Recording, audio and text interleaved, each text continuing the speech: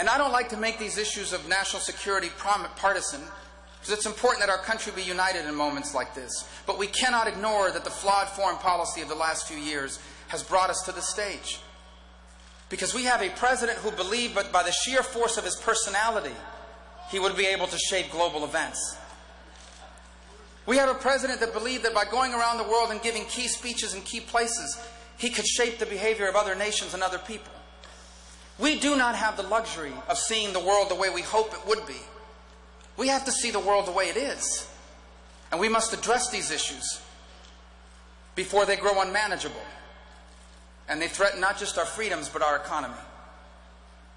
And that is the true challenge that we have in the 21st century.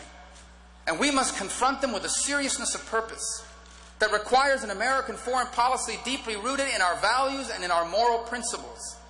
In the notion that every human being has rights given to them not by their governments or by their leaders, a right that's given to you by your Creator. All human beings have these rights. By the principle that any government and any leader who violates those rights is an illegitimate one. The President loves to point to Ronald Reagan and say, well, Reagan talked to Russia.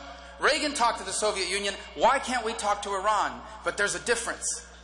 Reagan dealt with the Soviet Union because they had nuclear weapons and he wanted peace. But he never accepted the Soviet Union. He called them what they were, an evil empire. He never relinquished the moral arguments that what they did was wrong and unsustainable and contrary to the rights of all men. He never ceded that ground.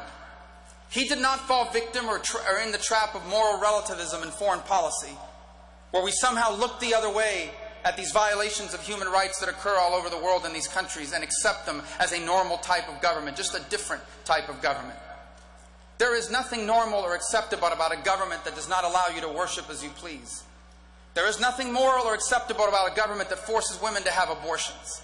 There is nothing moral or acceptable about a government that slaughters people in the streets. There is nothing moral or acceptable about a government that jails political opponents.